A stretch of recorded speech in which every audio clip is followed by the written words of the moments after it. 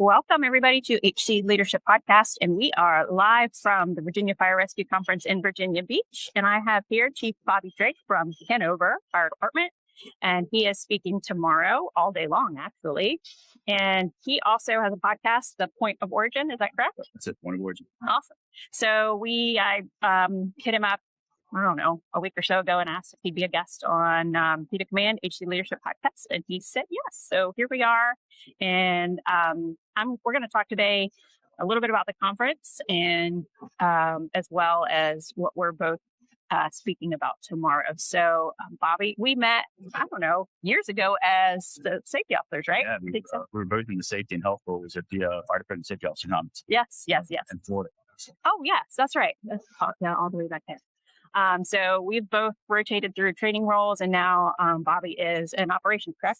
Yeah, operations. Yeah. Okay, awesome. So he is presenting two classes tomorrow, one of which is commanding alone, which for us in our department is a big deal because we do not have battalion aides. So we're all by ourselves in a rapidly growing department that has added a ton of extra units on calls. So we are outside of our span of control. And then you were also speaking in the afternoon, and you're doing like a checkbox, like getting outside of the checkboxes. Yeah, it's basically developing the whole firefighter. So taking my time for training and looking at what the curriculum is really not capturing. A little more than tactics, a little more than strategy, but more into the true development of the person as the firefighter. Awesome. And so our podcast, HC Leadership, we were focusing primarily in the fire service industry. And we found that, and everybody knows, leadership across every walk of life is pretty much the same, right? And we had some listeners that work from private sector, school systems, all kinds of other stuff. So our listeners are from outside of the fire service too. So hearing about that class, I think they'd be interested in that as well. But your first class too really could apply to anyone also. But let's talk about your first class that you teach tomorrow. Yeah, command and alone. So much like your organization, I come from an organization that is limited manpower, limited battalions. So there's 2 battalion chiefs covering 500 square miles, no aides, and really, the whole point of the class is not about necessarily the strategy and tactics of being alone at a command post. What it's about is what happens long before the call ever comes in. And I think that's the leadership piece in this, and it removes that stress at the command post, or helps minimize that stress when you have trust in your people trust you. You've forged relationships. You've been engaged in training. You've used training as benchmarks. You know who's going to perform, how they're going to perform.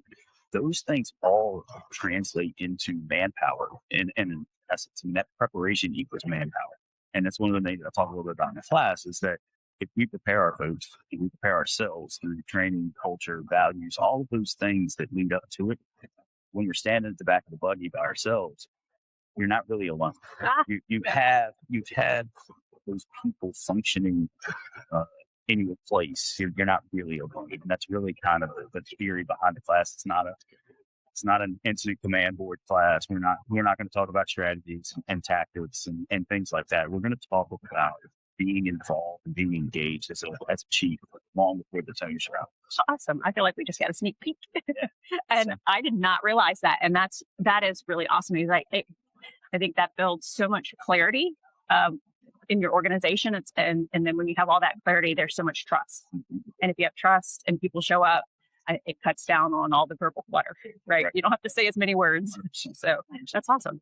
And Kyle and I actually talk a lot about that, and I had no idea that that's what you were presenting on. So that's really exciting, because we talk a lot about how all the leadership parts and pieces that so many people call soft really tie into emergency scenes and what it does for emergency scene management, and your ability to set expectations and raise expectations and hold people accountable, and then it all translates right over to any emergency scene, or if you're in private sector, to the boardroom, to the courtroom, whatever it is you're trying to navigate. Yeah, I think that taking even a step further, all of those things build so much competence and competency in your company officers, your acting officers, your firefighters, that even when you're not on the call, you're not always having to be worried or, I know you have to listen to the system. You got to manage the system. You've got to pay attention to what your folks are doing.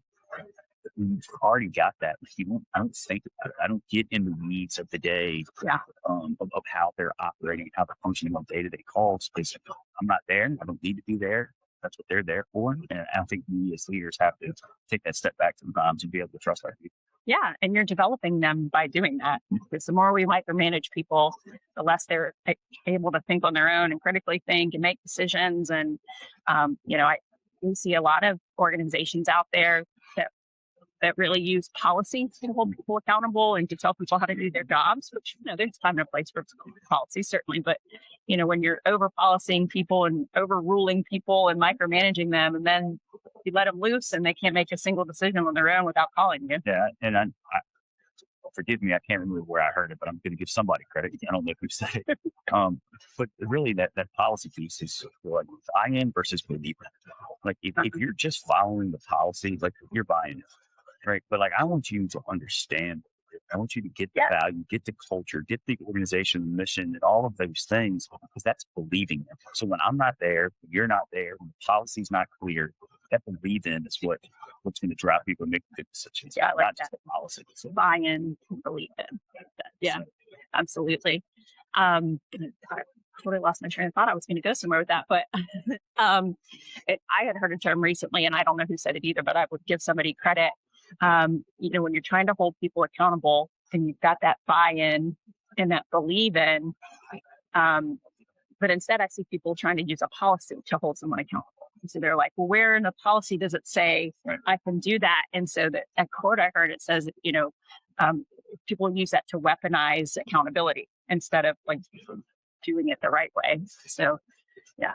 And then you get the inverse, right? Where you get people say that there isn't a policy because we want you to make a decision. Yeah. But then when you make the decision, it obviously wasn't right. Yeah. So it's like, there's got to be some ditches and some guardrails. Yeah. Like if there's no policy, so be it. You still need some expectations. Yeah, absolutely. Definitely. Yeah. Set your expectations and set them high, get people to move up and reach them. So, and so that is, how long is that class? It's a 90-minute session. Okay. So they're one at 8 a.m., one at 10 a.m. So back to back. Nice. And then you have two back to back. Well, no, then I have a 4-hour workshop in the afternoon. Oh, okay. So I get an hour for lunch, and then I'm back in it for a 4-hour workshop in the afternoon, which is the developing whole firefighter class. Okay, I gotcha. So that's the 4-hour workshop. Okay, and tell us about that one. Yeah. So one of the things I realized when I was in training for several years, and one of the things that we spent a lot of time in the book that we wrote, the training officer's handbook, we talked about those 30,000 foot things that aren't in the curriculum. What is leadership responsibility for training? How does all of that go into developing the whole firefighter? What are the values of the organization? What are the personal values, right? Like we're hiring people with all different walks of life, all different generational gaps. We don't know what they're bringing to the table. We know what they said in an interview, but are they really bringing that to the table? And so sometimes we have to teach that. Mm-hmm. We have to show them who it is that we are and what we expect of them. And I think we've missed some of that. We've gotten so quick to get into the strategy and the tactics. And I've said that several times, but that's where a lot of people are hanging their hat. And that is the bread and butter. Nobody's disputing that. But at the end of the day, they're still people, and we still have to develop them as a person for a 25 or 30-year career. And so that's really what the class talks about is defining those personal values. Talking about minimum standards. What are minimum standards? Where do they really get us? Don't get us? And then ultimately into the instructor development. Like, how do instructors continue to make sure they're preparing themselves to be able to share that message? And then I finish it out with the leadership responsibility. So what is the department doing to make sure that those things are happening? And we talk about even like simple schedules, right? And like it's not as much the 48-96, 24-48. Like I don't care about that. But like even like the day-to-day schedule. Like what does your day-to-day schedule look like for developing your people? Are they getting the time they need to recover, to rest, to hydrate? So like your schedule of the day dictates all of that. And so it's just things that we don't think about. We just get so focused on the JPR, so focused on a skill sheet that needs to be checked off that we forget about person and all the other stuff that goes into it. Yeah, you were speaking our language. That's what Kyle and I talk a lot about is, I'm my big thing is values. And it's so hard to show up to work and to make decisions if you don't know your own personal values. And if you don't know the values of the people you're responsible for. So part of my class tomorrow is initially about really the importance of values as personal values, your crew's values, and your organization's values, like we talked about. And when we, as the fire department several years ago, decided we were going to set our mission, vision, and values, I was like, bleh. Like it just had become so cliche. And you read all these mission statements that are like, to serve and protect. And, it's like, what does that mean? Like, it's all just this cliche stuff. And so we, in James City, where I work, where we set our mission, vision, and values, and we set out about it. And I'm like, it has to be real. It has to be something authentic to James City that our people will believe in and buy into, or it doesn't mean anything. It's just words on a website or words on a piece of paper. And so we went round and round and round and round and round, and we finally came up with our vision first. Then our vision was to be the department most admired for its people and performance. And I'm like, yes, that's what we want. It's easy to remember, first of all, and second, I mean, what more should you strive for? Because if you're those things, you're serving your community. You've got great people, great performance.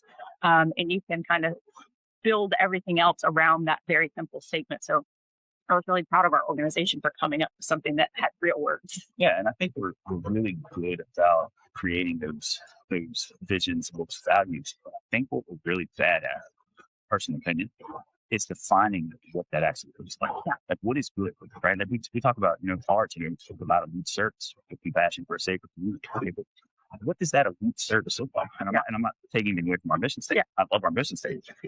But we as an organization have to continue to define what is elite service, because that's going to be projected across the team. Like everybody's going to have a different thought process on that. And so I think that's where we have to take it a step further, is to continue to define how do we actually achieve what that statement is.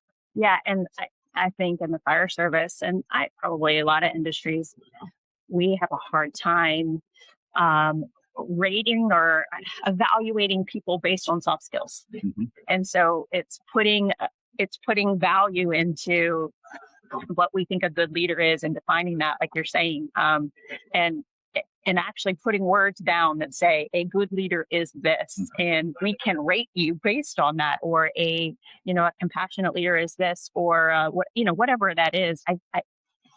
I see organizations that run promotion processes and they're afraid to rate people on their soft skills. They will only rate people on their technical abilities.